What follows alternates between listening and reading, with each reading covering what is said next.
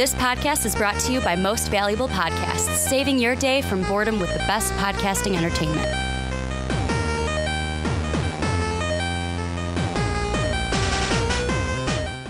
What's up, Real MVPs, Ricky Widmer here, along with fellow Manchild, Johnny Karlic. Don't do it, Goku, he's too strong for you! And Johnny, we haven't done this in a while. I don't think we've done this since I've got this shirt, but if you're on YouTube, Johnny, what does my shirt say? Hugger's gonna hug. Hugger's gonna hug. We said we were gonna do this when I bought this shirt. Oh, yeah. Right here in front. When I bought it, we said we were going to do that. Audio listeners right now are like, wait, what the hell is going on? Did they stop podcasting? Ooh, I got a shock from the headphones. I touched my finger on the jack. But welcome into the Rick and Johnny. If this is your first experience to the Rick and Johnny podcast, you were like, what the hell is going on? You probably turned it off by now. Why are these guys hugging? Well, because Hugger's got to hug. And I said we were going to do that every time I wear this shirt on the podcast. I think I actually threatened you the first time you wore that shirt. And then both of us forgot about it. Yeah, we did. So because you also haven't worn the shirt since then. Yeah, we're also going to do it, and that's why we just did that. Huggers gotta hug, as I am part of the Hugger section as a Bailey supporter. But welcome in to the Rick and Johnny podcast. This is where we talk about everything in movies, entertainment, TV, superheroes, comics, basically everything under the two nerdy suns. Star Wars, Avengers, Marvel, DC, anime a little bit. And Johnny, we got a jam-packed show because not only did the next Avengers trailer drop? Yeah, it did. We're kind of entering that season where, hey, we're going to drop number 2 in about 2 weeks. It'll be April, and then it's the Blitzkrieg all the way to Avengers Endgame. We're going to break down that trailer, give our thoughts on the newest Avengers Endgame trailer. Then we're going to talk about Disney news because apparently James Gunn is back. Apparently. And he's going to be directing Guardians 3. We're going to give our thoughts on that, plus what we think the story to Guardians of the Galaxy 3 and when we may see it and all that hot jazz. And then we're going to end the podcast looking at some DC as Ezra Miller might be out as the Flash. He is doing a one last ditch effort to save his job. And we're going to talk about, should DC just say, nah, you're good. Like, we're good. You're good. Just leave. We're going to recast the Flash. Run. We are going to talk about all that and a little bit more. A little spoiler there, or not spoiler, a little tease and more, as I did not pitch one of our big things coming up in between. Nerd Madness is basically what I'm talking about there. I spoiled it. Nerd Madness will happen way to spoil the spoiler of spoilers in this podcast. But Johnny, let's start off with the big ticket taper topic of the podcast. Avengers Endgame, new trailer coming out.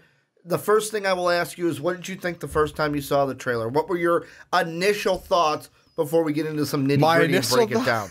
Well, to be fair, when YouTube suggested it to me on my phone, I'm watching it, and up until we got, like, some actual event, like, what looked like actual Avengers You didn't think it was a trailer? I didn't think it was. Yeah. I thought it was one of those fan-mades, and, like, this is really cool. Especially when they did the Sin City route with everything black except for things that are red. Well, they've been doing that from the beginning with the dust and stuff. They have, but it was really cool. Like, I'm like, okay, this is a really cool fan one. And then, like, they started showing things like, okay, this actually looks like it's from the trailer. Oh, yeah. Holy shit. Like, what cemented it was when I saw Hawkeye with shave and the mohawk. I'm like, okay, this is Avengers trailer. Yeah. No, and for me, like, that But I was super excited. I didn't think it was fan-made, but I opened it and was like, okay, like, this isn't a trailer. This is them just doing their, like, 10-year thing to, like, get us excited for Endgame. I thought it was a fan-made 10-year thing. But the way they did that really hammered home some stuff. It did. Where it was like Tony Stark, where we've said it before, like, he's lost in space, trapped in the sand, just like he was in Iron Man 1. You've got Captain America, who at this point might feel the same way he did when he first lost Bucky. Movie. Well, not even that. In the first movie, where it's like he's too small. He's not going to be in the army. Oh, that's true, yeah. How do you stand up to someone like Thanos? Which is why they had it like the scene where he stands in front of the mirror and he's too short to actually be in the... Plus, the voice narrating was Peggy Carter. That's true. That was Peggy Carter's voiceover from Winter Soldier when she was telling him, like, hey, sometimes we need to rebuild, and sometimes we have to go back to, like, I think it was, like, back to our roots or something, in order to, like, solve your problems and stuff. That, to me, like, this trailer was a lot of just symbolism. It was. Of, hey, this and that. The one thing that people are freaking out about, though, is Hawkeye. Yeah. And the reason why I say that is there is a scene in this trailer where you see Hawkeye with a young lady who fires a bow at an arrow, hits the target, and Hawkeye high fives her. Mm-hmm. Many people were like, this better not be Kate Bishop. This better not be it. Here's what I'm thinking, Johnny. It's not Kate Bishop. No. The reason they put this in the trailer... This was like that's his daughter. It is. This is his family. I mean, why wouldn't he teach her to do the archery thing? It's to cement the idea of his family got snapped away. Yeah. No, it was like cement ideas that like sort of like what everyone lost because like we had flashback for Iron Man, we had flashback for Captain America, we had flashback for Thor of Asgard, his father. Like one of the first movies, and then what really like kind of hit home with like hit that little scene with that is going back to him at the like almost like the very end like of Infinity War. Thank you, where he's just standing there going, watching everyone die. Yeah, exactly. Yeah, and I'm watching it right now, and like that's one thing that I think we never really might not have really grasped the idea of at the end of Infinity War of like someone like Thor who didn't go for the head. Watched everyone die. Well, not everyone, but a lot of people die because of it. What's going on in that little tin can of his, or that big tin can of his, because he's got a big head. Yeah, he does. Not like a big head. Yeah, he do. You know what I'm talking about. But he's got like all that to deal with right now. The guilt of it. Yeah, and then like how are we going to change it? But then also we see Scott Lang, where... I don't know where this would be. I'm assuming it's right after he comes out of the quantum realm. He's like, I think so. Like, yeah, he's like, look, what's going on? Why is everyone missing? Like, because like it looks like there's a bunch of posters, like on missing posters on the outside of a telephone pole, basically coating the whole telephone pole. Yeah, with all these missing posters. Yeah. Thing I want to ask you though is with. Because Mark Webber, Tuesday, because the trailer dropped Tuesday, had a distinct, what's the word I'm looking for? A distinct displeasure with the trailer. Because up until this until this trailer, we haven't seen Tony Stark outside of space. But at the end of this, when we see them in their new Avengers suits, their quantum realm, we see Tony Stark with them. Was that a bad move by Marvel? Because Mark's thought was that, well, why did you do that? You just spoiled that for me. Now, my thought was most of us assumed he would get back to Earth. Yeah, no, I didn't think he was going to die in space if he dies. But I do kind of understand where someone like Mark is coming from, where it's like, why spoil that? What if I was someone who believed he could have died in space? Yeah, see, that's the thing. Is like I guess most of us would have thought, they could have just CGI'd him out like the Hulk. True. They could have just. That's right. They could have just taken him out and like not left that to question. But like most of us weren't questioning that he was going to get out. Of it, especially with also like I think there was a scene in like the trailer before this one where he's hardcore working with Nebula on the ship itself. Yeah. So, I always thought he was going to get out because it's the symbolism back to Iron the first Man Iron 1. Man, yeah. It's the end of... This is an end of an era. And here's the other reason why, going back to a conversation that we've had before of like who's going to die of the Avengers, I know that I saw one thing where it's like, okay, everyone who said nothing to lose, and whatever it takes, that's what it was. Whatever it takes is going to die. But Tony, Cap, Blackwood, it was basically too many people to say every single one of those people are going to die. Here's the reason why, if I had to pick after this trailer, Tony is my bet. If someone dies, because there's always the option that Marvel could chicken out and say, nope, nobody dies. We didn't kill anyone. It's okay. You don't have to worry about anything. You don't have to riot. If somebody dies, it's going to be Tony. That's I what think so. I think that's the bandwagon I've been on the whole time. The reason why I think that, though, after this trailer is because of, A, who is he speaking to? Pepper Potts. Yeah.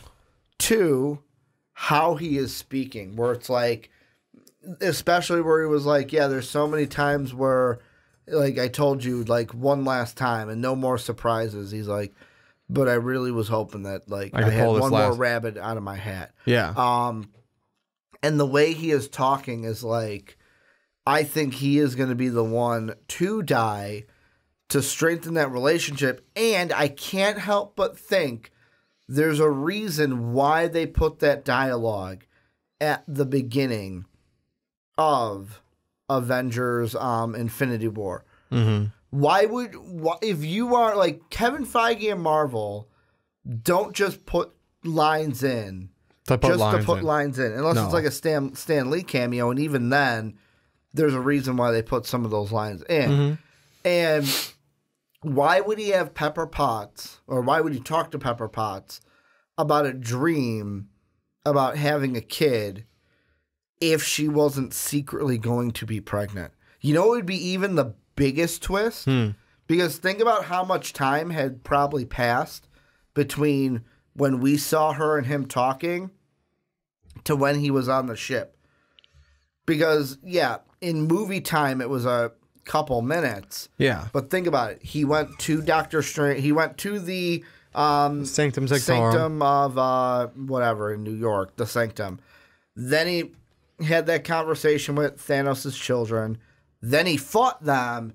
Then he was on the ship. Yeah. What if in that time, because she didn't think he was going to get into a fight, took a pregnancy test? And the reason why in the clip where she was like, Tony, no, don't go, don't go. What if it was because she took a pregnancy test? I swear to God, and Tony. she knew, hey, he was right. Don't do this. You can't leave your kid. Yeah. Like, what if that, I mean, like, very possible. I'm going very theory-like right now. I'm going very, like, there's nothing concrete. But what if? What if that she was could the have went and case? did that and realized that, and we would like find out sometime in Endgame. Then maybe that's the possibility. Because people are also, here's a question I'm going to ask you. Is he going to die, and is she going to take over the Iron Man mantle? That'd be cool. Because there's a... And this is another thing, too, of, like, as I say that, I was like, wait, did she say she was done after this movie or not? But people can be persuaded. Because there's a scene that they use with her in the Iron Man helmet from a different movie, and she puts it from Iron to Man her face. 3. Was that 3? 3, yeah, where because she thought Tony was dead, and she That's puts right, it to her, and then all of a Mandarin. sudden there's a message inside there. Yeah, That's right. And that's a symbolism for this message. She might know. Same thing. What are you thinking? Because I've talked numerously. I'm trying to think of how to go about this because there's a lot of symbolism that comes back. They're showing a lot of like the beginning to now, and basically everyone's almost like at the point of everyone's restarting. Yeah. Cap is restarting from where he's left off, like you said earlier, feeling small again, but also feeling like the loss of a lot. And there's Tony, who's basically from square one again. Thor is just actually not square one. He's lost everything. Everything. I don't know. I'm trying to think. Like they're trying to pull a lot of emotions out in this one because like showing, I'm fairly sure I'm gonna ride the bandwagon that is Hawkeye's kid, his daughter. Because we had a few years since the other one passed. I don't remember how old she was in Age of Ultron. She was a little kid, like not like little, but like maybe like 4th grade, 5th grade. So she might have been a few years. So she could be like 10, 11 years old by then. Exactly. And that girl didn't look like she was that old. So, I mean, they're trying to pull a lot of emotions out. I mean, you can't do, which is why it's good that they're only showing like clips here and there of like Bruce and Black Widow, where you can't pull that emotion out too. Yeah. But I'm trying to think where to go from that because we're getting a lot of scenes of like obviously there's filler in there. We're getting some more ideas of what the hell's going on with Ant-Man, his confusion because he was stuck in the quantum realm, and like I get where Mark is coming from. I didn't even need to say much about that. I realized I just remembered. Yeah, I get where he's coming from. Where it's like, oh, that was a spoiler, but most of us have an idea that Tony's gonna get out of there, just like we had an idea. Well, he's gonna Ant-Man's going to get out of the quantum realm. You're not just gonna leave him in there. And the one thing I will say, and I'm not saying, and we're not gonna also kill Tony off in that way. No one's gonna. You know how many people you're gonna piss off if you just like let him die in space. And I'm not saying this as what's the terminology I want to use, derogatory or like pushing anyone to the side. Yeah. But you and I are a different kind of beast. That is true. Than Mark. We're like, Mark's the, I'm the family man. I do my NFL podcast, my gaming podcast. I'm not on the Rick and Johnny. With him in Marvel films, he doesn't go see them day one like we do. Sees them maybe a week later or when he's got the time. So it's just like, it's a different beast. Don't want to quite call him a casual, but yeah, but like there are different people where not everyone sees it week one or day one, like you and I. Where you and I, we obsess about this. Yeah, we watch. This is probably my 10th time watching this trailer. Well, and not just I don't mean that, just like, today. You and I, we talk about on this podcast about this. That's true. So many times to where it's like, we're kind of obsessing over it in a good way. I love obsessing over this stuff and the different theories that may happen and stuff. The one thing I will say is after this trailer, totally understand now the post-credit scene with Captain Marvel. Yeah. Because remember how I said in the Captain Marvel review, which you guys should check out if you have not and have seen Captain Marvel. And spoiler just in case you haven't. Well, yeah. I just want to give them a heads up. Massive spoilers if you haven't. But I warned them in the video. You're not going to hit spoiler mode without knowing. Oh, I'm saying spoiler now in case it spoils anything. No, the trailer already did. If you're watching this, you know what I'm going to say. Yeah, have an idea. Now I know why they had the post-credit scene of like, wait, she already met the Avengers? I didn't get that in the movie. I get it now. And my dumb little pea-sized brain should have understood this. The reason why they did that then is, all right, now we can include her in the marketing. Yeah. We can include Captain Marvel, Carol Danvers, Brie Larson in these trailers now to show people, hey, Brie Larson's in this film.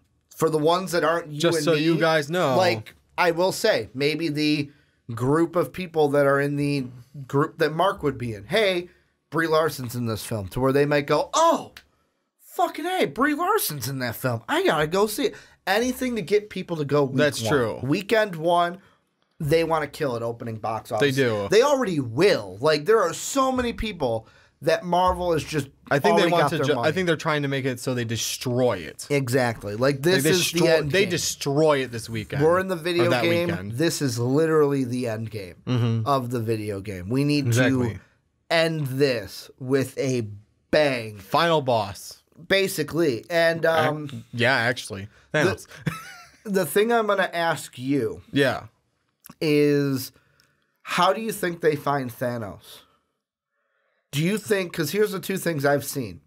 Either Nebula knows and Nebula tells them, or they have to go into the quantum realm back in time to change things, and that lures Thanos out of... I think it's going to be... my brain was leaning more towards a lure Thanos out, because they're showing sort of like the time travel suits and everything. At least that's what you and I are thinking. They're the quantum realm suits, which I find interesting that we don't see Bruce or Thor in one. We don't see them yet. I'm saying that, and I'm saying that I didn't say yet because we're seeing trailers. We've seen Thor in one on toy packaging. On toy packaging and on like concept art, but in the trailer, you see Steve, you see Nebula, you see Hank, you see everyone except Thor and Bruce. Hulk's the big one. Yeah. Where he is again, where it's like, you're keeping him a secret. And I don't mind it. Keep him a secret. Yeah. But yet again, you're keeping him a secret like you did for Infinity War. Well, I mean, actually, I say 3 people because Brie Larson didn't get one either. Captain Marvel isn't. And I'm not saying none of them are getting it. I'm just saying in the trailer, they're not showing those 3 getting it. And technically, the 3 of them, we don't know if they even need it. That's why I'm saying it's interesting. Yeah, well, Thor, I think we'll get it because we've seen the art for the art and the toy for it. Captain Marvel's the interesting one. Yeah, because I don't know if she's technically going to need it because they'll probably be like, well, what can you do to by the time like how far in the past that movie was? Yeah, it was like you wouldn't be able to help us. Like Nick Fury didn't even know what the Avengers were. Like at the end of that movie, it's not even just typing up the Avengers protocol. I know, but it's not necessarily them going back that far and like, oh, well, you wouldn't be able to help us then. It's more of a that team is gonna have to do their own thing. They're not gonna. When it comes to time travel, usually try not to touch anyone else except what you're trying to fix. But here's the thing. Yeah. If you bring, let's say, Captain Marvel back to the first Avengers. Yeah. And by whatever reason, old Tony sees Captain Marvel, that might, because Tony's an inquisitive guy. True. He's going to look into it.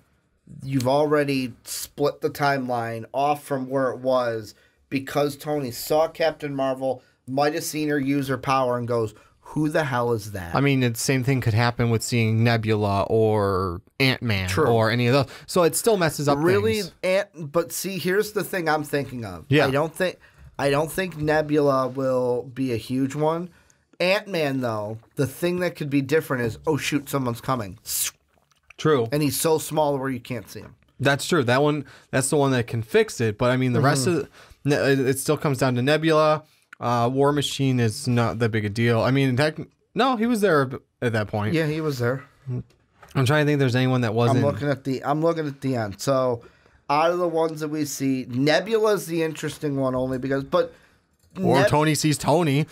Yeah, but like we've got Cap. No, I'm kidding about that one.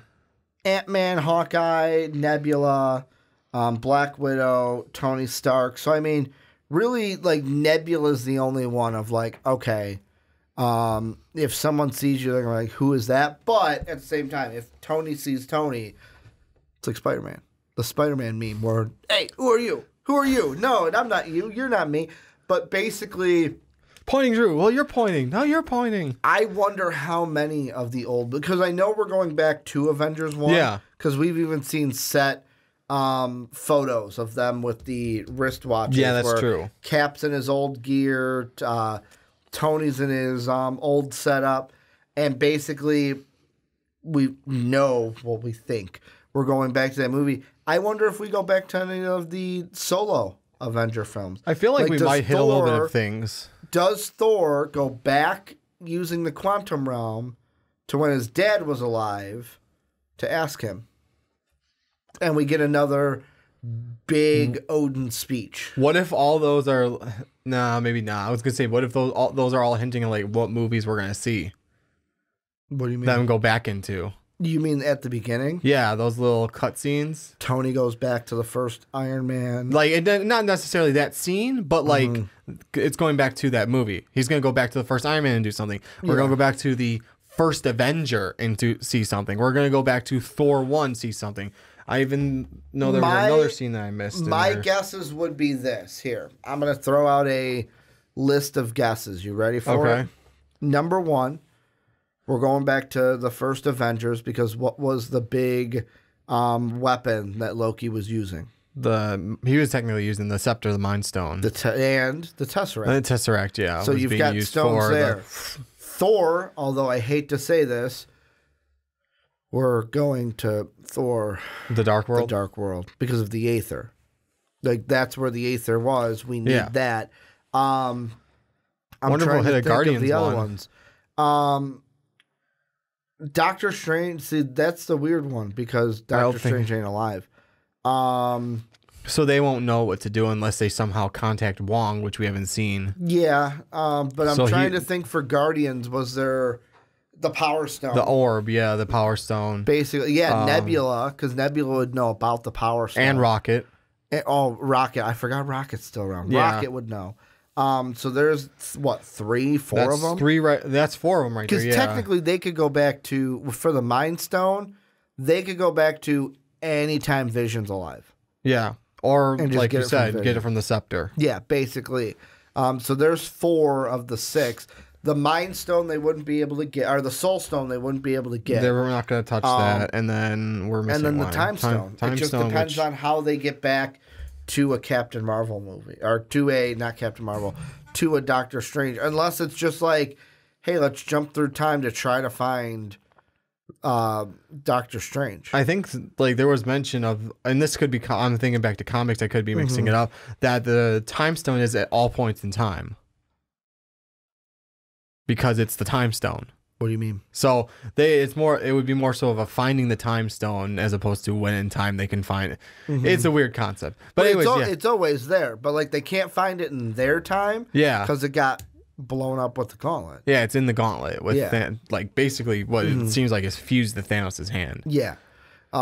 Anything you think we missed with this that we need to touch? Not a lot that we can really touch right now. I mean, it's interesting to see. I want to see what prompted Thor to jump into liking Captain Marvel so quickly. I think it's just the intensity. Yeah, I think it's just a joke thing of like how intense she is. It is, but I think she's not backing down from him. And why, like, and also the difference of like why he seems so calm there as opposed to like rap battle. I'm like about to murder someone. Thor. We don't. I'm like, saying, and that's the thing that I just want to say. Wait for the movie, but I curious. Think that there is something where the rap battle Thor, beginning of the movie, something happens and he thinks about stuff to where his mind becomes clear again. Yeah, and then by the time we see that Captain Marvel scene, his mind has already. I mean, like in Ragnarok, doesn't mean he can't go like doom and go back into the. Where he sees Odin. Yeah, exactly. So that could be one of those things. But unless you get your little Avengers fight where he she shows up and he shows up right behind her and just punches her. But this is where you guys come in. Let us know what you guys think down below in the comment section. As I looked and I did not check the camera is dead. You're looking at our logo. But let us know what you guys think. Anything from the trailer that we missed and you want us to talk about, we can mention in next week's podcast. If you got any questions for us, also hit us up there as well. You can also hit us up on Twitter at that's Brandon, at War Machine 9085, at Ricky Widmer, at Most Valuable Pod. Let us know what you guys are thinking about this trailer. But Johnny, to break things up a bit, let's kind of space the podcast out talking about something we announced last week. We do it every year. In case you did not see it, our Nerd Madness bracket was released last week. We had 32 entrants this time. Ooh. Once a week, we will have a voting on Twitter at Most Valuable Pod, or you can follow me at Ricky Widmer. I also retweet it right from it at War Machine 9085. I almost said 8085. One of these days you'll get it. One of these days. Well, I got it right the last segment. You just talked over me. I did. Because I thought you wouldn't get it. So our bracket, we had 16 first-round matchups. And first off, I want to thank everybody who voted. So how we do it is on Twitter, basically sometime today after the podcast, before this even goes up, I'm going to throw out the Sweet 16 on our Twitter at Most Valuable Pod. Then you click which one you want to vote for. We have comic book heroes, villains, anime heroes, anime villains, and it will meet in the ultimate battle or in the ultimate popularity contest or the ultimate however you vote. However you want to vote for it. Anime versus comics. It'll be heroes and villains in the final 4, and then anime versus comics at the final end. 2. Here are the results for everything. So the anime side, we had a clean sweep. We had Goku beat Edward Ulrich. Guts beat Vash the Stampede. So we're going to have a Sweet 16 matchup of Goku from Dragon Ball Z going up against Guts from Berserk. Then Spike Spiegel beat Eren Yeager. Alucard beat Yasuki Urameshi. So Spike Spiegel, Cowboy Bebop, Alucard, Hellsing. Going to be a hard one for me, Johnny. A very hard one for me. That is a Sweet 16 matchup in the anime hero region. In the anime villain region, Vegeta. Clean sweep, baby, against Stain. Stain didn't get a single freaking vote Vegeta moves on. He is going up against the only other person for a queen, not a king sweep, clean sweep, a queen sweep. You know it does fit for this one. Frieza, Vicious, didn't even get a single vote. If you ask me, he's kind of a queen anyways. We have the DBZ battle. Frieza, Vegeta in the Sweet 16. This is going to be interesting. Then Pegasus beat Naraku and Light Yagami beat Vlad Tepes. So we're going to have Pegasus from Yu-Gi-Oh!, Light from Death Note going at it, and that is our anime round. So, Johnny, do you have the bracket pulled up in front of you? I do. For everyone, because I was just reading them, read through the Sweet 16 matchups one more time. Goku versus Guts. Is that what you're asking me? Yeah. Okay. You know I don't know these terms. So we got Goku versus Guts, Spike Spiegel versus Alucard, Vegeta versus Frieza in our DBZ matchup, and finally Pegasus versus Light Yagami. I mean, I'll be completely honest. At the beginning of this, I kind of assumed we were going to have Goku versus either Vegeta and Frieza at the end of this. So it'll be interesting to see if something gets upset. Yeah. Or if it ends in a 50-50, because people are going to learn what happens with 50-50. Very shortly, actually. Do you want me to start with the heroes or the villains? Let's do the same thing. Bottom, top. I'll start with top, bottom. I'll start with the heroes. So the first matchup, Rorschach and Invincible. Rorschach wins no problem. I think Invincible got like 1 or 2 votes. So Rorschach moves on. Then Captain Marvel and Batman. A 50-50 tie. So here is how we are going to do it. Is based off of the seeding of where they are. So if we go seeding, let's see. 1-8, so they would be a 4-5 matchup. So that means Captain Marvel, because she's on she would be on the 4 line. Batman would be on the 5 line. I'm going to double check really quick double check in our Google Doc, because I got to get this correct, because I don't want the wrong person moving on. Let's see. RJ Nerd Madness. Captain Marvel was 4, Batman was 5. I got it up already. Okay. So you're going to leave that up for me? Okay. So here's how it's going to work. Because Captain Marvel is on the 4 line and Batman is on the 5 line, that means with your D20 die that you have over there, John. Because we can't just make this any other way except nerdy. Got my you're D20 right here. Here's the thing. Do we want to make it 1 roll to rule the world, or a best out of 3? So best out of 3, Captain Marvel is even, Batman is odd. First, you could say that again. 2, 3, go with the first roll. 14. 14. So that would be Captain Marvel. Captain Marvel is up 1-0. God damn. Yeah, I know. First to 3, so it's a best of 5. And I'm not doing this. I know. As you can see. As we're on video, audio listeners, you can go over to YouTube. You can hear the thunk when I throw it down because I got metal D20. Ready for the second one? I'm ready for the second one. 2. So Captain Marvel's up 2-0. One more. It's best out first to 3, I said. Oh, first 2, 3. First okay. 2, 3. Sorry, I thought it was best out of 3. Batman could still do this. All right, roll it. That is a 18. So it's a clean sweep. Clean sweep. Sorry, buddy. It's Captain Marvel. See, it's the second time. The first time we did this, too, we did it with the bracket, and I think it was like UMBC won. Of course, the first time is 16. Oh, but I digress. I just really like Batman. Yeah, I know Captain you do, Marvel, but hey, it's fair is fair. Captain Marvel moves on. She will go up against Rorschach next week. Then we have Wonder Woman, Doctor Strange. Wonder Woman defeats Doctor Strange. Rick Grimes, Johnny Storm. Rick Grimes moves on. Then in our villains matchups, we've got the Joker, Black Adam. The Joker dominated. Hobgoblin, Governor, or the Governor. The Hobgoblin moves on. Then Shredder and Grigori Rasputin, another 50-50 tie. So same thing. Shredder is the evens. Is he? He should be. He's on the top line. Okay. You have to double check. Comic villains. Rasputin is 6 and Governor is 5. No, Shredder and Shredder. Shredder was 3 and 6. So Shredder's odd. Yeah. And Grigori even. Okay. Are you sure then Captain Marvel was Captain 4? Marvel? Captain Marvel was 4. And Batman was 5? It was 5, yeah. Okay. Don't try and change that. So Shredder is 3. 3, yeah. And Rasputin is 6. 6. See, the weirdest thing is... Okay, now I get it. So how brackets work is the 1-8 and the 3-6, the odd is on top. The other two, the even's on top. So I was confused. Okay. So Shredder is odd. Rasputin is even. Aren't you going to be so mad if the odds win on this one? Not really. Oh, you want Shredder to win, yeah, don't you? I want Shredder. That's true.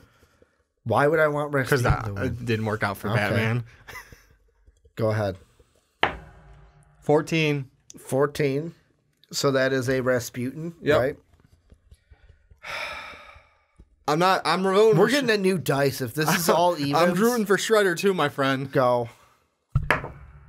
4. Yeah, we're getting a new dice next week. This is BS. I could try one of my other ones. Go ahead. 12. Yeah, you know what? Take the... I know we've got the buffer thing. No. Take the buffers out? Take them off. Because... It's going to be loud, people. Now try it. They've been warned.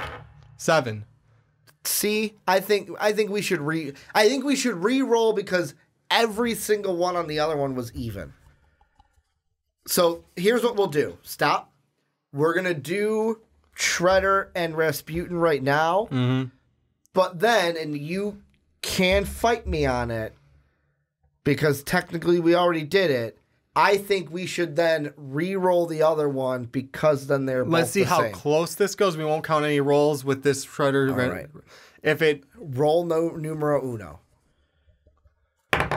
Okay, let me try that again because it's... It fell off the table for our audio listeners. Everyone watching has got to be like, guys, come on. A little bit of planning, guys. Let's do this. Oh, this was planned. It's just, you can never control the D20. Variables, man. We don't think of variables. Go ahead. 18. 18. So that would be Rasputin? Yep. I'm rooting Shredder too, my friend, so... 13. 13. So a Shredder. 1 to 1. 1-1. Already better than the first one. 19. 19. So Shredder's up 2-1. Shredder can win it right here. 7. 7. So Shredder moves on. Do we re-roll Captain Marvel Batman? I say yes. Just to give it, because this was not a clean sweep and the rolls looked better. To you, they did. No, the rolls looked better just in general. I say we re-roll it. I say we re-roll it. Even if Captain Marvel wins, then die don't lie. Because I believe in the die don't lie. So Shredder moved on. Go ahead, Let me put the buffers back up, bro. It's like bumper bowling. 16. 16, so Captain Marvel. Not, is that a 6 or a 9? Shit. Where's my 6 on here?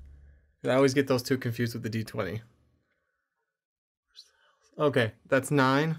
So Batman's got 1. See, already more interesting than the first time. 12. Captain Marvel. See, if this goes to a 5th roll, it would already be worth it. 10.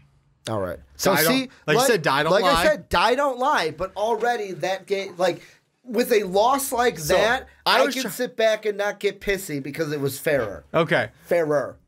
The die don't lie. Trust in the die. Yeah, this is our decision maker from now on in life, Ricky. The great Rashid. Well, I know you're not going to get this reference, so I'm going to explain it to you. Yeah. So there was a basketball game in the NBA way, way, way long ago. Wasn't that long ago, but it seemed like it. I was a kid. Where this player, his name was Rasheed Wallace, got a technical foul because he got called for a foul, and the first foul shot that the guy shot missed. So Rasheed Wallace shouted, "Ball don't lie. Ball don't lie." He was wrongfully called for that foul, and the ball knew it, so the ball didn't go into the basket. Just like this. The die don't lie, but the die was fairer this time. So with that being said, our last one, Dormammu Loki. Dormammu beat Loki in our matchup. So, Johnny, Sweet 16 matchups for the comic side is? Rorschach versus Captain Marvel. We have Wonder Woman versus Rick Grimes. The Joker versus the Hobgoblin. And Shredder versus Dormammu. So, here's how this is going to work. As of right now, if you are listening to this on audio or YouTube, go over to @MostValuablePod. This will be pinned to the top of our Twitter page. All you have to do is that first tweet, click on it, and every other poll will be below it. You just click on it and then vote it. Click on it, vote. Click, vote, and you'll have all, 8 matchups? 1, 2, 3, 4, 5, 6, 7, 8. All 8 there to vote. Voting will end on Sunday sometime. So I'm probably going to make it ending Sunday like I did today during when we record so that then we can move on into the final, or the Elite 8, then the Final 4, and then the championship round. I want to thank everyone who did vote in the first round. I hope more of you join us here in the second round for our bracket. So make sure to go check out Twitter @MostValuablePod and vote for our second round of Nerd Madness right now. But Johnny, let's move on into our next topic, and we are taking a look at some news coming out of Marvel and Disney and their whole world. No, it doesn't have anything to do with the Fox-Disney deal, which I hope gets done sooner rather than later. But I feel like we usually talk about that once a month. Probably we do. But according to Deadline, James Gunn has been rehired to helm Guardians 3. He was brought back on board months ago prior to the announcement due to Disney president Alan Horn being impressed with Gunn's apology and the actions following the controversy. Gunn's expressed remorse for his old tweets, which joked about topics like pedophilia multiple times, and stated how he has grown as a person. Also, here's a funny thing, Johnny, a little fun fact that I want to throw out there. Jeez. Various sources are now reporting, this is from Screen Rant, various sources are now reporting that Disney never actually began their search for a replacement director for Guardians of the Galaxy Volume 3. According to both The Hollywood Reporter and Deadline, Marvel and Disney didn't seek, consider, or speak with any other directors with a view of replacing Gunn between his firing last July and the reveal of his return earlier this week. I just want to get right off the start, what are your thoughts about this? After hearing that they're rehiring him because they were impressed with his apology, and now this news from various sources that they never really looked for another director. What is your thoughts about what was going on here? There's a few things going in my head. Was this just a ploy to get everyone off their back? Because you know how it was so heated that James Gunn, his tweets were brought to in the spotlight. Everybody was bashing Everyone's him, having a heyday. except for Marvel fans, except for a core Marvel fan. Good movie fans. Yeah, like Dave Bautista. Yeah, and then Marvel goes, well, Disney, I should say, not Marvel in particular. Disney goes, well, we have to let you go because of this heat. We're not gonna actually look for anyone, so just wait a little while. Type shit, and then hey, we're hiring him back because the heat's all gone now. Yeah, for me, that's what it comes down to. But it's also hey, yeah, we can't get anyone. We get enough backlash from the other side of it that we have no one else we can figure out for this movie. And a bit of jealousy for DC picking him up. Oh, totally. I think that plays into it too. But I don't disagree with you. Yes. To where I do believe Disney always had the thought, hey, let's fire him, and then let's not even look for anyone. We'll shelf Guardians 3. After all this dies down, we'll see if he's interested in coming back. Exactly. And then if he's not, we'll go from there. Yeah. Because you got to think of this. Marvel has planned so many movies, for the next upcoming years, and they're not locked into any of those. So, Guardians 3, it's okay, we're firing the director. As of right now, it's not happening. That's what they probably told Kevin Feige. So, it adjusted some things. Exactly. For Marvel. They have plans for our plans. But I totally if the various sources are right that Disney didn't even think about speaking to anyone else to direct this movie, that totally tells me that they from the start were like, hey, let's fire him until this dies down, and then we'll rehire him after everything kind of blows over and people forget about it. Now, he did apologize, and there was all that, and that could be true, where it's like, oh, him apologizing helped. But get him his spot back. But it's that when you say it like that, when those other things come out, it sounds like, oh, the whole plan all along was to fire him till it blew over and then to rehire him. Well, here's the thing, though, and this is the only thing that's tying up whether or not they told Gunn this, because it seems weird that you'd fire someone but go to hire them back and not tell them that that's the plan all along. Yeah, exactly. But if Gunn knew about it, would he have... I'll ask you. You're a director of a big movie. Yeah. They fire you for old tweets, but tell you, hey, we're going to rehire you after all this blows. Apologize for it. We're going to hire you after it all blows over. Would you then go to the rival studio? Well, rival studio. I know Kevin Feige says, well, superhero movies, I just want to see good superhero movies. Yeah. But really, DC and Marvel are kind of rivals. And in a sense, they've always been rivals. So, yeah, they're still rivals. So, would you still go from Marvel to DC to do a movie knowing you're going to get rehired by Marvel? Maybe it's I don't know when we're going to hire you back to do it. And it's like, okay, well, who's... And then DC jumps in and is like, he's been... Because DC's not in on it. So DC goes, he's free?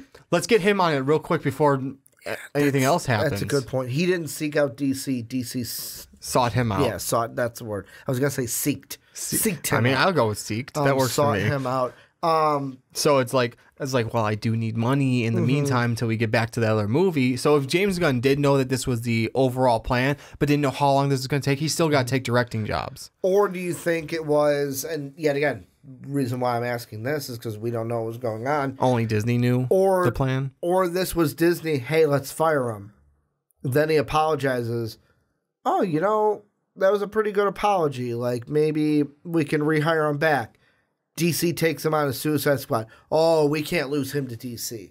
Yeah. Like, that could also be it, too, where it's like they really were like, we're firing you, then saw the apology, and were kind of then thinking, oh, could we spin this to bring him back?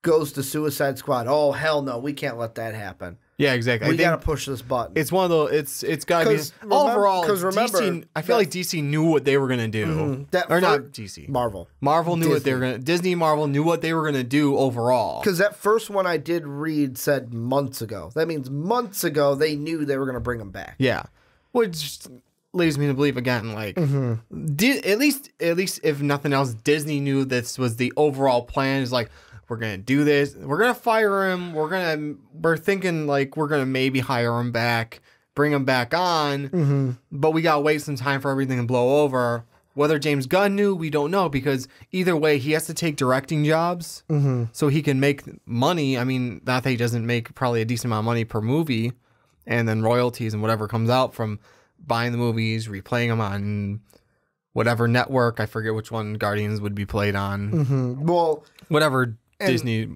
or Marvel movies are played on TV. The thing with Guardians 3 right now, is people are saying we're probably not going to get that movie until 2023. Well, I mean, yeah.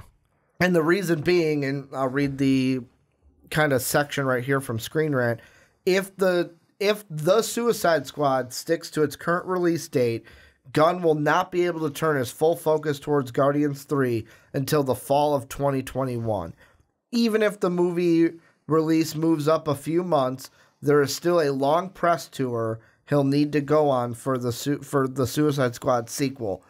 Gunn should be able to perfect his Guardians 3 script in the meantime, but cameras likely won't be able to start rolling until late 2021 at the earliest. So, I mean, with that's why we're thinking, 2023 is going to probably be the year we get Guardians 3 at the soonest. But the question I really wanted to ask you, and this was the one that's the title on YouTube, is we talked about when he got fired, what it meant for the story. Yeah. Same thing. Now that he's rehired, what does that mean for the Guardians 3 story? Is it just, hey, everything's back to normal? Are they going to go with the same thing? Or are they going to change things because it's going to be 2023? X-Men and Fantastic Four will probably now be solidified in the MCU by then. What do you think they do for the story now that James Gunn is back? Because they were always going to use his script according to sources. I mean, they're going to have to change some things up because it depends on where the continuity lies in the storyline. Yeah.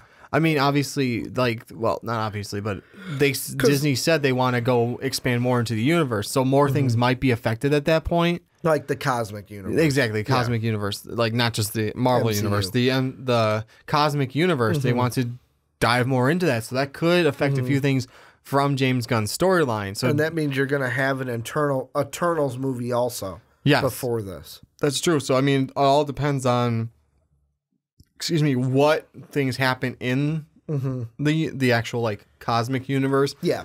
That will affect what the storyline used to be. Because my thought was that they're probably going to start diving into the previous, like, villain setup of Adam Warlock. Well, that was my whole big thing. Is Adam Warlock? It's like, yes, he's our guy. That's the guy we're putting everything in. He's the main crux of the story, especially now that James Gunn is back. Yeah, it all just depends on what is going on in the universe from that point on. Because I mean, it could be a story of like initially, hey, we gotta find a way to get Gamora back. Who knows? Because we don't know what's gonna happen in Endgame either. True. I mean, what stuff's gonna be turned around? What's gonna happen with what? Or do they change up the roster at all? Oh, that's true. I mean, we already got introduced to Cosmo. We did. We saw Cosmo. In Guardians 2. I mean, that's the other thing. We saw like you and I talked about it quite a bit ago. The initial lineup of the old with Starhawk, I think it was. Yes. Yeah. We saw that lineup. Who knows if like Nova gets? I don't know. I don't remember the other lineups for the Guardians. But I mean, what if we get like Nova can mess up the cosmic universe somehow? Silver Surfer can mess up the comic universe somehow. Cosmic universe somehow, altering things that in Galactus, even the Eternals, which I think Galactus is considered an Eternal, isn't he? Yes, I believe so. So he would. Yeah, He's considered. Because there was that thing in Infinity Gauntlet that we read. Comic we read, yeah. The thing I'm looking at on my tablet right now is I'm going back to what you and I looked at, a couple weeks ago? Yeah. When we predicted the Phase 4 schedule, and I know people were like, oh, they're not using phases anymore, but you guys know what we're talking about. Here's what we had mapped out, just in case you guys forgot, and I'll throw it up on the screen for our YouTube users. 2020 Black Widow Eternals, so there's one cosmic movie. 2021 Black Panther 2, Doctor Strange 2, Spider-Man 3. Doctor Strange could be a cosmic movie. Could be tied in, yeah. Tied into the cosmic. Then we had Guardians 3 in 2022. Strike that out. That's not there anymore. What is it? Guardians 3, 2022. Yeah. We're going to push that a year. Yeah. What I would probably do is so we had Guardians 3, Captain Marvel 2, Avengers 5, and then in 2023, Nova, Spider-Man 4, and Fantastic Four. What I would do is just either Nova or Fantastic Four, switch that to 2022, whether you're putting it end of the year or beginning of the year where we had Guardians, and then just move Guardians to 2023. Yeah. Because Nova and Fantastic Four, two cosmic-like movies. Spider-Man can fit into the cosmic, especially with the Venom symbiote, if they try to cross that over. If they do. Sony's Marvel doing. So far hasn't wanted to. Based on that, the only cosmics we had outside were maybe a Doctor Strange 3, Silver Surfer, and then possibly an X-Men or Avengers movie in 2025. But the big one is basically we had Guardians as 2022. Yeah. Flipping that with either Nova or Fantastic Four that we had in 2023. And what do you want to do? Because if you're going to introduce Adam Warlock, does it even matter what cosmic movies you have coming before that? Mm-hmm. You're deep in thought over there. I'm trying to think like if we've seen anyone else introduced into like do you think for Guardians members? Do you think we're gonna do a Avengers thing of new Avengers, new Guardians? We might. The Guardians have always switched up rosters. I know, so we might start switching out. I don't think we're gonna do a full out switch out of the roster. Like 1 or 2 people might switch out. I mean, right now we don't have Gamora, so I mean, just off this main list right here, characters we've had, Adam Warlock has been part of it, so that might be like a turnaround movie, whereas he's pursuing them in the beginning, realizes, but then joins them at the very end, saying, "Oh, like they'll be like the final fight." Yeah, it'll be like we have to work together because. Or right before the final fight, they team up, and then the final fight they're fighting together. Exactly, because it's going to be one of those like, "Hey, they actually aren't bad. I've been told the wrong things." Because Aisha is incubating this perfect. Yeah, and he's basically going to be brain controlled from the start of like. It's going to be influence, like influence. Basically. It's going to be like a brainwashed influence. Like, hey, I made you. This is what you're for. He's going to go. He's going to pursue them at first, and all of a sudden it's going to be. They're actually not bad. You guys are just pricks. And who knows what happens with the Soul Stone? Because the Soul Stone is supposed to be in Adam Warlock. Yeah, in his head, kind of like Vision. Yeah. So it's going to be weird to see how they do unless that. They don't do that because they switch. I was going to say, unless like, how do you not do that then? And the only reason I'm saying maybe they don't do that is because. Vision was sort of took that like storyline and it's in his because plus we don't know what's going to happen to the don't gems. Remember exactly at the end of Endgame, but my thought is like I don't remember, and I could be wrong, maybe in the comics it did, so don't correct me if I am wrong. Vision didn't really have a stone, one of those stones in his head in the comics. He just was able to I'm gonna look it up. I could be wrong. I don't remember, but I always thought he had the stone in his head. Let's see. I know. Vision. Yeah, I know. Warlock has the Soul Stone in his head. But anyways, there's also Quasar and I mean, I said Cosmo the Space Dog and Moondragon are the ones I know like right off the bat. I mean, also Jack Flag, Bug, and Major Victory are ones I've never heard of. But I mean, those could be ones you throw in, or it could be like a joking. Like we all know. The Guardians of the Galaxy is a little more fun than a lot of the other ones. So they could have like a little joke of, okay, we need a new member for our team. And they hold tryouts. Sort of throw a... just to show you. He does have... I knew he had that thing. I don't know if that was the actual stone, though. The yellow is the stone. Like that is... So it is a stone in the comics, too? Yeah. It depends on, like, there's that one that's kind of the old one. Yeah. This... Yeah, he's got it here, too. It's just a yellow dot. Yeah, I didn't know if it's an actual Infinity Stone, though. Yeah, in the comics.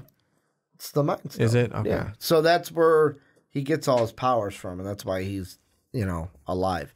I admitted I could be wrong. Yeah, I don't remember. I always thought that I knew there was like that like yellow thing there, but I didn't know if it was an actual Infinity Stone. Yeah, no, it wasn't just an aesthetic thing. They didn't just put it there for looks. Maybe it was because that's where the laser beam comes out. I mean, and how does he generate the laser beam? I mean, he's an android, so I don't know. With the power of the Mind Stone. That's why it comes out there. But with me, I think that Adam Warlock might be still the big crux of this. Yeah, I do think so, too. Because why would you, A, use James Gunn's script, B, bring him back if you were just going to throw Adam Warlock to the side? Who's the bigger baddie is the big question then. I say you can introduce whether it's a Galactus, if Dormammu is going to be a big one. Maybe any of the Eternals. Any of the Eternals. Because we did have the... Or no, that's more of an Avengers thing. That's more of Avengers. That's a time travel one. Yeah. It could be any of the Eternals because he's already got a sort of a... What about your boy MODOK?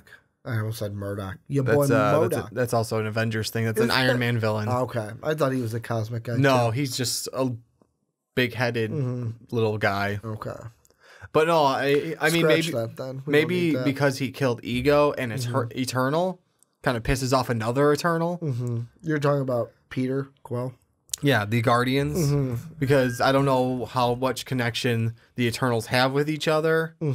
But maybe it's like, which we'll get a lot of those answers in the Eternals. Exactly, movie. But it could be like someone's killing Eternals. We need to We need to finish these people off first. Yeah, basically, yeah. Or could be that thought. Like that could be the overlying story. Yeah, unless they tie in. You can also tie in Captain Marvel with the spoiler Skrull. That's true because they're in space somewhere. They're on. Probably it's been so many years since that movie. Or a whole Kree issue. Maybe. Yeah, there's so many different. Like this is one where, in order to know exactly, because of the hiatus, and that's what I'm gonna call it. Yeah, James Gunn hiatus. It kind of put a wrench into all this. Yeah. To where now we need Endgame, we need Eternals, and we need all that to kind of happen to see before we can answer these questions. Some quick things I just want to throw here at the end. Yes, sir. This is the DC side of the James Gunn stuff. Apparently there was a DC producer that says James Gunn won't rush Suicide Squad for Guardians 3. So kind of like what I was saying before. The exact quote is an interview with Joe Blow to promote DC Shazam. Saffron, what's the full name here? Come on, article. You're not going to give me the name. Oh, Peter Safran, who's a DC producer, had the following to say when asked if either he or Gunn are under more pressure now to get the Suicide Squad made faster in the wake of rehiring on Guardians of the Galaxy 3. He said no. It was all handled incredibly elegantly, and everyone knows on both sides that Suicide Squad is the priority today, and he'll finish that movie, and then everybody knows that his next film will be Guardians. It's the best of all possible worlds, I think, for fans and for James Gunn himself. And also, with Suicide Squad, that same interview with Peter Safran said, first of all, we don't call it Suicide Squad 2 because it's a total reboot. So it's the Suicide Squad, and I think people should be extremely excited about it. It's everything you would hope from a James Gunn script, and I think that says a lot, and that promises a lot, and I know that we will deliver a lot. Could he say a lot more times? A lot. Because he said a lot. You were kind of chuckling over there. Why? Why are you chuckling over there that they're rebooting it instead of having it a sequel? Because I think the sequel idea was a bad idea, and the reboot's a good idea. I'm just laughing because we still got Margot Robbie. It's like a consistent thing. So it's like, yeah, we're rebooting, but hey, we're gonna keep Margot Robbie. It's like, I'm not saying anything bad about that. I'm just laughing because she wasn't the problem. She's crossing universes now. She was not the problem. I'm not saying she was the problem. I'm just laughing because usually when things are rebooted, it's like complete wipe. But I mean, except for Hugh Jackman. I'm not. Yeah. So she's the Hugh Jackman of she's the Hugh Jackman of DC. That is a great comparison. She's now the Hugh Jackman of DC. See, I love that they're saying it's a reboot for Suicide Squad. I'm not opposed. I am like, at all. Great, that shitty movie that I watched, I can just forget it happened. Yeah, no, I'm not opposed because I did not think Suicide Squad was that great either. The next thing I need them to say is, I need them to say, everything before Wonder Woman, you can just ignore that happened as well. If only. So I can say, BVS, that shitty movie, I don't have to if only, recognize. Right, Ricky? But that is not the case because in Shazam, guess what Freddie Freeman has? A bullet from BVS that Batman shot at Superman. So he has a batarang, too, in his room, doesn't he? Yeah, but that could be from any Batman movie. I'm just saying, though. Just saying. It's really the bullet from that movie that ties it all in. But Shazam loses that bullet. It goes down the drain. The bullet never exists. The bullet never happened. Nope, it existed. He bought it. It's on his Amazon account. I'm not eBay, a BVS fan, but if I can win and not have to recognize that first Suicide Squad movie, I think we'll all be happy. Oh, no, I agree. I agree. Any final thoughts with this before we move on? No, I'm just excited that we're potentially going to get him back. Mm-hmm. Yeah, Guardians 3, we'll get him back for that. Yet. This is where you guys come in. Let us know what you think down below in that comment section. What do you think of the James Gunn situation, the rehire? What do you think of the Guardians 3 story and what this now means? Is it all systems go on what they're originally going to do? How does the current movies kind of play into that? Because it was a little different from when James Gunn left to now. Really not really. But let us know what you guys think down below. And Johnny, let's close out the podcast taking a look at a topic from the DC realm of things. Before we get into it, make sure to check us out on patreon.com/mostvaluablepodcast. That is how you can support MVP and help us do what we do for you each and every week. Mm-hmm. Also, we are going to have new rewards coming for you guys at the beginning of April. April 1st is our target date. So be on the lookout for those. We just had an MVP meeting yesterday, and all the guys are really excited about what's on the horizon for Patreon and the new rewards and the new extra things that we are going to give you guys for helping support us each and every month that you are at the tiers on Patreon, patreon.com/mostvaluablepodcast. But Johnny, we're looking at some DC news because it looks like Ezra Miller, his days as the Flash may be numbered. Mm-hmm. And this is coming from The Hollywood Reporter, or The Hollywood Report. I think it's Hollywood Reporter. The news comes from them, who report that Miller's days as Barry Allen may be numbered. The Star reportedly does not see eye to eye with the take of Daly and Goldstein, the writers who came over, who they also did Spider-Man Homecoming. He doesn't see eye to eye with their take, which has resulted in him teaming up with comic book writer Grant Morrison to write a new script for the Scarlet Speedster solo film. Warner Brothers agreed to let Miller write his own draft of the script that could be done by next week. But if they don't take to Miller's script, they will likely recast the role unless he then agrees to stay on for Daly and Goldstein's approach. The last-ditch effort by Miller to see his darker version of Flash, for Flash, make it to the big screen, that's weird language, will likely force WB to choose if they rather have Miller or Daly and Goldstein attached. They are now staring at a possibility of having to recast a third member of their original Justice League lineup. Ben Affleck's out. Cavill reportedly is out. With Miller's contract on hold, the Flash with Miller's contract on hold, the Flash expiring in May, it was put at a countdown clock on resolving this matter. They just recast Will Smith's Deadshot so that Idris Elba can take over the role. So Miller will need to deliver a can't-miss script if he is going to stay on. Johnny, I want to ask you, should DC and Warner Brothers just say screw it and recast Ezra Miller as the Flash? Or recast the Flash and not go with Ezra Miller? I say Ezra Miller should they should go, okay, Ezra, you either go along with this script, or we're going to find a new Flash. Because guess what? He says he wants to make a darker Flash. That worked the first time. That worked the first time when DC went dark and gritty. Yeah, I mean, again, and especially on it's just like when we talked about Marvel making R-rated movies.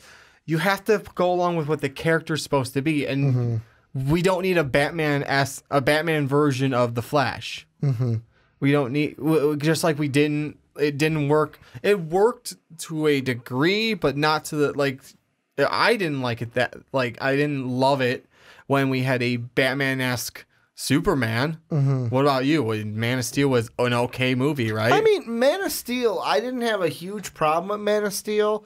The storyline was good. It was okay, that was cool. My biggest gripe at the end of it was that there was no post-credit scene. Yeah, because that was at the start of Marvel was just training us in that. Yeah. To where I was like, really? DC could have gotten I was like, on the really? bandwagon. Marvel's doing these cool post-credit scenes and you're giving us nothing? See, Not even something funny that can throw away? Yeah. Well, my biggest gripe with that movie was strictly, and like I like the rest of it. How it had a really good storyline was how dark and brooding he was. Superman, right? Superman, yeah. It's like, you're not Batman. Don't be Batman. Be Superman. And I don't need the all-American Boy Scout 100%. Like, I get it. You want to humanize him, but don't give me Batman to do it. See, and this is also... And we don't need it this way. I get it that, like, if they're writing the Flashpoint storyline, yeah, it does kind of need to be kind of dark because there's a lot of horrifying things that go on in the alternate universe. But what were you going to say? Because, yeah. I agree with you that I would just tell... I would tell Miller, you know what? You're either on board or you're not on board. And I wouldn't... Like, I wonder if this is kind of like...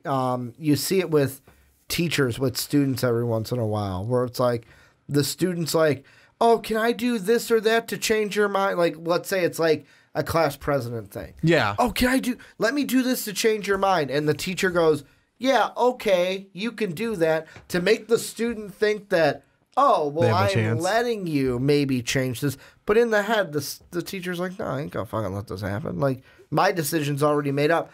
WB and DC could be the same. Yeah. Hey, Ezra, write your own script. It's okay. We're just going to... If he's not on board, we're just going to recast him, guys. Don't worry. Like, because the reason I say that is... So, Ezra Miller, I'll actually look up his IMDb too, because I don't really know whether or not he has any writing credits on his IMDb, but immediately the first thing I wrote up was Grant Morrison, who, yes, has written great stories in comics, but if you look at he's got 10 writer's credits. You've got a short graphic novel, a short comic book movie, video graphic novel, TV, Batman vs. Robin, Suicide Squad, Hell to Pay, which were both videos. His only big live action one was Happy, which right now is on Sci-Fi, that I hear is good. Yeah. But I think it's also on Netflix. Yes, you're right. But it's like the thing that he's known for is Happy and All-Star Superman. And one of those is TV. The other one is an animated movie, which I'm not saying he couldn't help. But when I look at it, first off, the two writers that you have are coming off of Spider-Man Homecoming, which is a good track record. Yeah, exactly. And if I look at it, this is his acting credits. I didn't want his acting credits. I want his writer credits. But basically what I'm saying is the guys that you have writing it have the track record. Ezra Miller, yes, as an actor, has a track record. But also it's like, if you're not on board for this train is heading in this direction. You're either on it or you're off it. I agree with you. Kind of actually the student teacher one is a good analogy and comparison. Yeah, whatever you want to call it. Whereas like the DC is probably going, Warner Brothers and DC is probably going, okay, yeah, write your script. And it could be like one of those lines, if we don't like it enough, you have to do this Flash. Yeah. Which is basically, anyways, I think it's going to come down to. Otherwise, we break your contract. They're going to say, they're going to say no. They're going to say no, we don't like it, and then give them the ultimatum of, are you on the train, off the train? Yeah. And with me, I kind of like, I mean, looking at it, like, of course he could say, fine, I'm on the train, but I have defended Ezra Miller on this podcast. Yeah, you have. After we saw Justice League and reviewed Justice League, even though Dave, I know you're watching. Dave loves that I do that, by the way. Talks to him. He has told me, like, I don't know if it's like he loves it or at this point he's just okay with it. Yeah. That I break the fourth wall and, like, it's like, Dave, I know you're watching. Because he likes listening and watching the Rick and Johnny podcast. Yep. But I know you're watching, and Dave, because it's his favorite hero, like, I get it. It's his favorite hero. He's going to defend it. If they did something like this with Batman and made Batman's character something that, they have done that in the past, that was not true to Batman, I would be furious as well. So I get where Dave is coming from, although I haven't had that same ferocity in it. Dave has never liked Ezra Miller. No, he has as not. the Flash. He'd probably be happy with this news. Like, he would be, and that's why I sent it to him in a text message. He just didn't think, his whole thing was basically, did not think it met the character of the Flash. Where Barry Allen seemed shy, timid. Where Barry Allen is supposed to be an extrovert, not an introvert. Yes, he's supposed to be the extrovert that goes out and like makes quirky jokes and isn't afraid to be outgoing. Exactly. But yeah, I would almost look at it and go, hey, you know what? Everyone except for Gal Gadot and or Gal Gadot, or whatever. I forgot how to say Gal's name. I'm sorry. But apologies, even Gal Gadot. Jason, I think it's Gal Gadot. I think it's supposed to be Gal Gadot. Yeah, kind of like Home Depot. Exactly. Not the or the rapport. There you go, or the rapport. Yeah, instead of rapport. Silent T. Rapport. But you look at Gal Gadot, you look at Jason Momoa, they're on the train. Yeah. They are here, whereas Ben Affleck wasn't on the train. He's gone. Henry Cavill, he's one that I think Henry Cavill was on the train. They just didn't have any immediate plans with Superman. Yeah. And he, much like James Gunn, well, James Gunn was fired. Henry Cavill wasn't. Henry Cavill was like, hey, if you have no plans for me, I'm going to do this Witcher thing. Exactly. I really want to do He still needs to make money, too. Exactly. Whereas Ezra Miller, I'd kind of look at it and go, hey, you know what? Since we're kind of revamping this Justice League, let's just revamp the Flash. Let's recast him. And I wouldn't, after Justice League, if you would have asked me that question, I believe we did talk about it. I think we did, no, don't. But at this time, my mind's completely changed. Recast the Flash. Make up for, I'm going to say, a mistake that you have made by making Ezra Miller the Flash. And I'm not saying he was bad in Justice League. I'm just saying the portrayal of Flash was not good. Maybe I agree with Dave a little bit that he wasn't the Flash. He wasn't the Flash that we truly deserved. No, and that's the thing. It's like my one thing would be a thought of, well, maybe this next storyline could make him into the Flash we should have, not the Flash that they gave us. True. Like maybe it will open him up to a. But I mean, Barry Allen's supposed to be an extrovert. I would hope that this would make him an extrovert, but it's also like, oh. Wasn't there a joke in there's like, I don't have any friends. Exactly. Yeah, it's like, oh, well, that's not really Barry Allen. Because they were supposed to have, Iris was supposed to be in Justice League. Was she? Cut that scene. Yeah, they casted someone to play Iris. But they cut it? I didn't know that. Yeah, they had cut that scene from the movie. So if I'm looking at right now the two writers for, you've got the two writers for Homecoming. So Ezra Miller, as a writing credit, only has one thing, and it is The Truth According to Darren Wilson, which was a video documentary short in 2015. So he has no... Ooh, wow. You rolled your eyes. Has no huge credentials on your writing a major movie script. Yeah, I mean, huge credentials for that. I mean, the only thing that's going to help him is that he's getting a DC writer to go along with him. Yes. Whereas I look at, oh, dude, right here, come on. I'm looking at Goldstein's. This is just one of the pairs. Do you want to know what movies are on his resume? Go ahead. Bring it up for everyone. Spider-Man Homecoming. Yep. The new Vacation movie that was with, what's his name? He was the dentist in The Hangover. Shoot, I'm blanking on his name. He was the dentist in The Hangover. Paging Dr. Blank was the line from the movie. Horrible Bosses 2, Horrible Bosses 1, The Incredible Burt Wonderstone. And you can have any thoughts you have about these movies, good, bad, the other. The fact is that, they are major movies. He wrote an episode of Bones. I will use the TV thing as different than movies, though, because I did the same thing for Grant Morrison. Yeah. Yeah, so the rest of his stuff was TV, but Horrible Bosses 1 and 2, The Incredible Burt Wonderstone, that was with Steve Carell, and I think Jim Carrey was in that one. Yeah, I think so. I know Steve Carell was. Oh, Cloudy with a Chance of Meatballs too. So he's Goldstein alone. This is one half of the pair has that on his resume. Oh, just for his writing. I mean, let's just go along with the fact that he wrote for Spider-Man: Homecoming. Really good movie. And a comic book movie.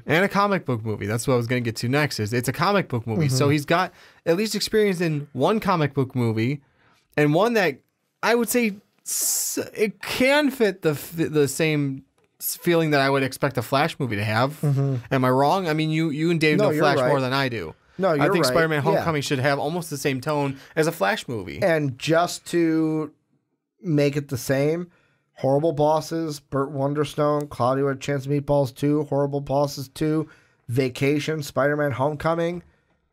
These guys are a pair. They've been on all of them. So, I mean, the same resume for one was the same for the other. I would, if I'm going to put it in like a kind of horse betting sense analogy, I would bet on the horse that has the track record. Yeah. I would bet on your two screenwriters that have written a superhero movie in recent history that did fairly well, especially kind of reintroducing Spider-Man and introducing him to the MCU. And doing a fairly good job. Spider-Man: Homecoming is still my number one Marvel movie. Tied for number one, Infinity War. Yeah. But tied for number one. I just had my words. The hemming and the hawing over there. I had my words and I lost them for a minute. I mean, that, and it's that kind of like Marvel movie that they made. It's where the tone out. The big of it that I was saying is it was fun. Exactly. And the Flash should be like, yes, DC, like, there should be maybe some darker moments. Yeah, some. But, like, and especially Barry Allen does have some serious moments, like learning that who killed his mother, the whole Flashpoint thing. Yeah. But, like, everything with him in, like, the Justice League he's the one making the quips. He's the one, like, being the funny guy on the team. And like I feel like it should almost be like Spider-Man: Homecoming, whereas there were a lot of quips and I mean it was teenage awkwardness that made it funny too. Was Tom Holland exactly like the Spider-Man we remember growing up? No. But he still had that personality. Like, he was shy at first, but in that first movie grew into his character. Exactly. And that would have been nice. I mean, I'm hoping maybe if Ezra sticks with it, that's what they do with this next movie, is he grows into his character. It's not supposed to be that way, but like at least he'll fix what we didn't get. I'm not opposed to them recasting. No, I am on, like... But I'm saying... After everything I read at the beginning of this topic...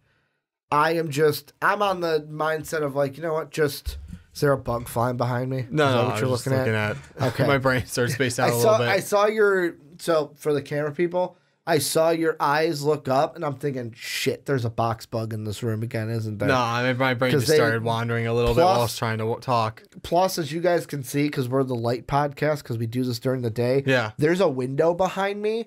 So Johnny could just look at squirrels. Johnny gets distracted by squirrels. Yeah, squirrels jump. There was one actually.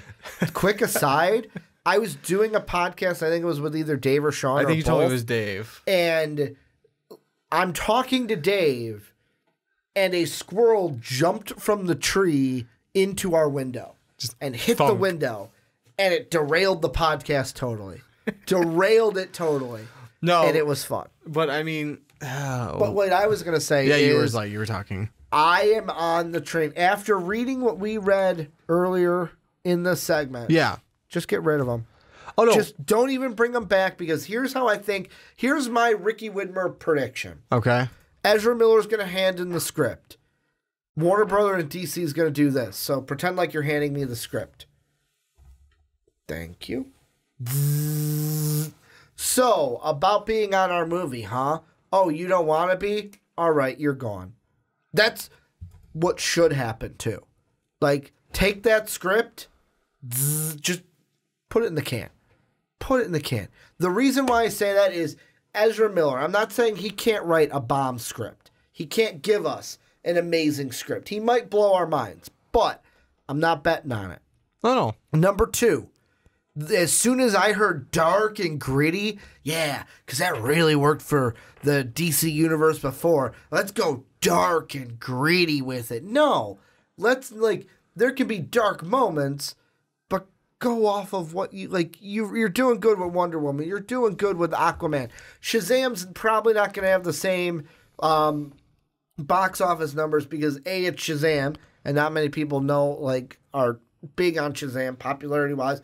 Number 2, Zachary Levi is not the same kind of a name as a Jason Momoa. Where I even talked to Pete, who's been on our wrestling podcast. I can actually say his name now. Was my boss when I was in college for the radio station I worked at, and even he said were there people in your Aquaman movie that was like, oh, are you only here because Jason Momoa is hot? And Dave and I were like, yeah, I think so. Because there was a group of ladies behind us and go see movies for whatever you. Oh, yeah, Momoa. Yeah, you do. As soon as he came in on that sub, like, ooh-wee, Jason. Yeah, you go get it, boy. Basically, it was catcalling behind us. Yeah, it was.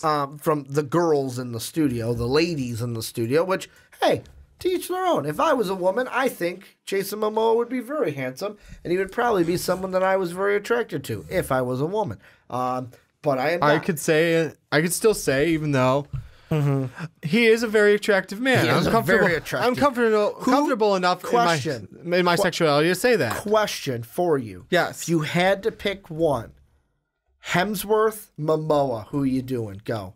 Or who you dating? Go. That's what I should say. I mean, I'm not gonna. Momoa. I don't necessarily want to date a man, but if I had to choose between dating one man or the other, I kind of want to go Hemsworth. Or do we really go? And this is one just for you. Yeah. Do I really go there? Which I will. Pardon my language. Fuck one, marry one, kill one. Hugh Jackson. Hugh Jackman, Chris Hemsworth, Jason Momoa. So it's Hugh Jackson, Chris Hemsworth. Yeah, Hugh Jackson, the ex-coach for the Cleveland Browns. Fuck one, marry one. Hugh Jackman, Chris Hemsworth, Jason Momoa. Fuck one, marry one, kill one. Oh God, this is too hard. This is just for you because I know it would be hard for you. I know. Yeah, this is how we end the Rick and Johnny podcast this week. No, I don't think you guys were expecting this. This is just how we end the Rick and Johnny podcast. Every single time. I like to know that I wouldn't want any dude. This is all hypothetical for you. Yeah, it's all hypothetical. Yeah, but I'm putting it at you. I'm putting the Wolverine, Thor, Aquaman at you. You're really fucking this one up. But I was gonna say, let me get back to the Ezra Miller thing real quick. I'm getting your answer before we get off on the podcast. I know you are. Before we get off on the podcast. Get it? You're disgusting. But go ahead. You're a disgusting human being. I try sometimes, but go ahead. This is also me trying to get time while I think about it. Yes.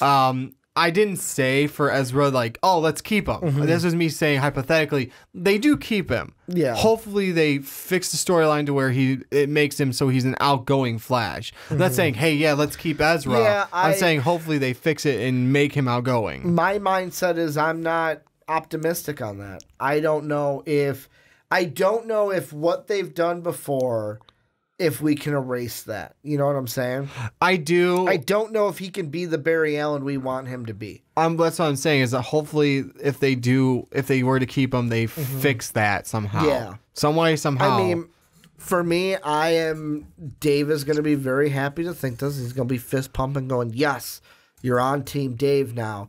But I look at it and go, keep the writers you got, keep Daly and Goldstein.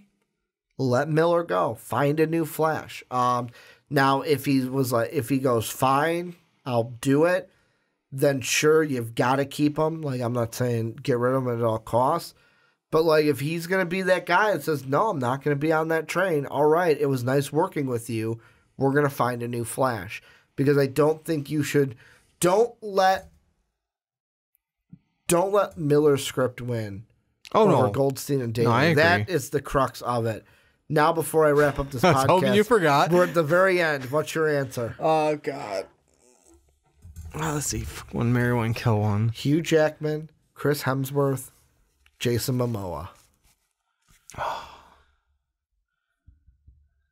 The hardest part for me would be who to kill. Exactly. That's who I'm like struggling with. Because fuck is easy. That's Momoa. the easy one. Yeah, Momoa. He's gonna be fun. Yeah, and you're not gonna marry him. Like, no offense to Momoa, but you're not gonna marry him. The question is, who do you want to marry more, Hugh Jackman or Chris Hemsworth? Chris Hemsworth has kids. He's a family guy, so he's got that going for him. But Hugh Jackman is also a great guy and loves charity. Exactly. He is a charitable man, and he sings musicals and operas. I think I'm gonna go Hemsworth because he's the family man. I'm gonna go with Hugh Jackman. I would marry Hugh Jackman. I mean, I would kill Chris Hemsworth. No offense. Or in this case, as I've got the bullet to his head, I'd say, well, meet your maker, Chris Hemsworth. And then I'd say his name wrong because I do that sometimes. Yeah, I would go marry Hugh Jackman, kill Chris Hemsworth, fuck Jason Momoa. We both agree on fucking Jason Momoa because he'd be fun. He seems like he'd be fun. Yeah, he'd be fun. Well, it depends. Which Momoa we getting? We getting Aquaman Momoa? We getting Khal Drogo? I want Aquaman Momoa because I don't want to go through what Khaleesi went through. I don't want Khal Drogo. That is like Ezra Miller's talking dark. That is like super dark. That's real dark. Let's go Aquaman Momoa. Yeah, let's go Aquaman Momoa. Hoorah! My man. I'm going to go the opposite way. Yeah. Marry Hemsworth. I'm sorry.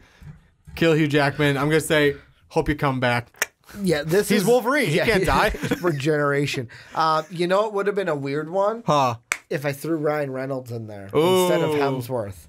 Ooh. Instead of Hemsworth, threw Ryan Reynolds in there. Maybe that'll be a future one. But this is where you guys. Maybe we could throw some women in there too. First off, let us know what you think of this whole Ezra Miller and the Flash thing. And then number 2, I'm taking that and I'm flipping it onto you. Let us know marry one, kill what one. you guys think. Hugh Jackman, Chris Hemsworth, Jason Momoa. Let us know what you guys are thinking down below in the comments. Aquaman, Jason Momoa. Thank you much. Aquaman, I mean, unless you prefer Drogo.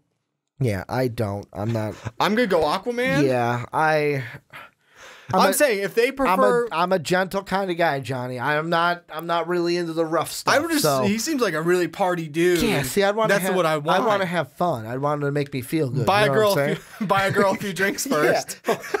buy me a few. I was gonna go with flowers, but okay. No, I want a few drinks first. Buy me a few flowers, make me feel good. But so will the alcohol. Make sure to check us out on Patreon, patreon.com/mostvaluablepodcast to help support us. Make sure we can keep doing what we love doing for you guys. We have fun here.